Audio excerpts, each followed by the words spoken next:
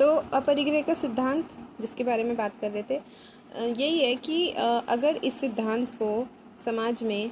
Society में, government के द्वारा या फिर हमारी जो भी इकोनॉमिक इंस्टीट्यूशंस हैं उनके द्वारा सोसाइटी में,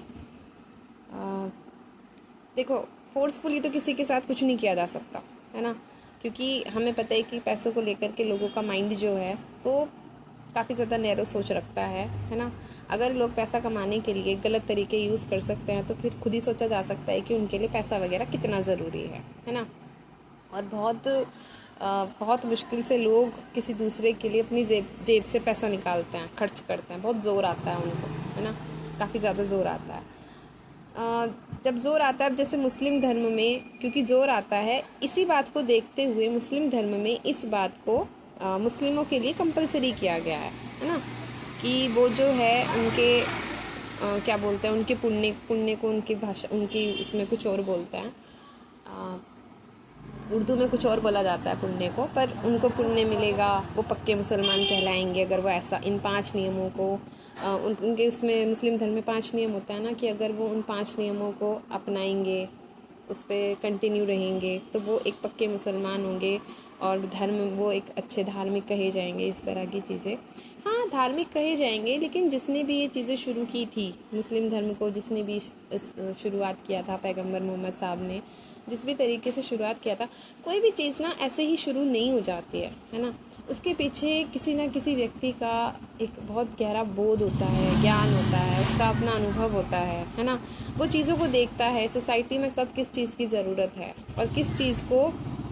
धर्म को वो लोग तो एक मतलब मैं कहूँगी धर्म एक अच्छा साधन हो सकता है लोगों को सही धर्म पे आगे बढ़ाने के लिए। एक कोई व्यक्ति किसी धर्म को अगर शुरू कर रहा है तो वो कभी इस इंटेंशन के साथ शुरू नहीं करेगा कि समाज के दूसरे धर्मों को उसके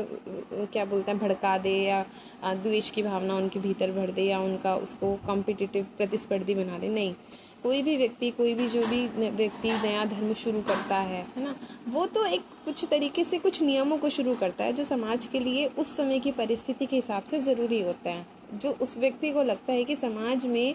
इस तरह के नियमों को बनाने की ज़रूरत है कि समाज में एक सामंजस्य आए, समाज में एक समानता आए, समाज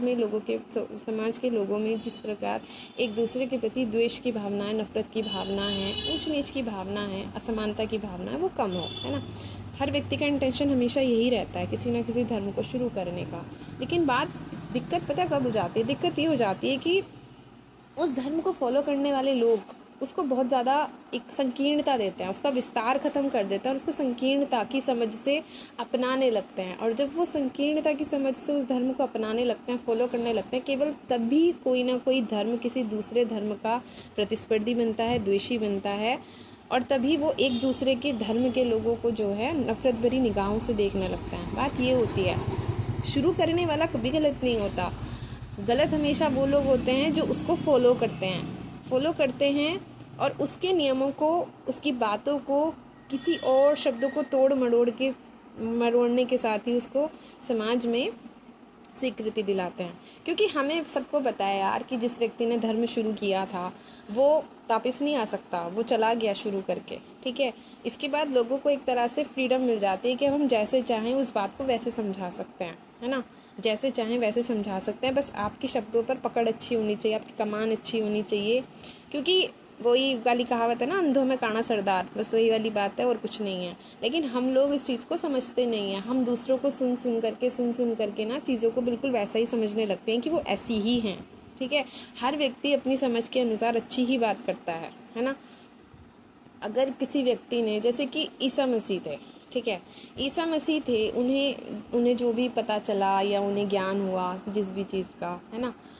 उन्होंने शुरू किया। भले ही कितने 8-10 लोगों के साथ शुरू किया होगा उन्होंने वो चीज़, लेकिन एक दूसरे धर्म के जो लोग थे उन्हें वो चीज़ अच्छी नहीं लगी, है ना, कि उनको लगा कि ये हमारे क्या बोलते हैं कि अपने आप को, समाज के लोगों को गलत राह दिखा रहा है, हमारे भगवान का अपमान कर रहा है, ऐसे बोल रहा है, ये गलत बोल रहा है। उनका बहुत विरोध किया और उस विरोध के चक्कर में उन लोगों ने उनको फांसी पर भी चढ़ा दिया, या जो भी उनके साथ बिहेव किया। उसके बाद उसी समाज के लोगों ने एक अलग धर्म के रूप में उनको अपना लिया, है ना। मतलब पहले तो तुम लोगों ने उसका इतना विरोध किया कि तुमने उनको जान से मार दिया, ठीक है। और बाद में तुम लोगों का माइंडसेट बदला और तुम्हें पता लगा कि हाँ वो तो बिल्कुल सही कह रहे थे, वो गलत नहीं कह रहे थे। बाद में तुम्हें पता लगा और तुमने फिर उनको एक धर्म का रूप वो कर लिया। ये अगर धर्म का रूपरेखा समझना है ना, तो ईसा धर्म कैसे शुरू हुआ इस चीज़ को समझने की ज़रूरत है। बाद में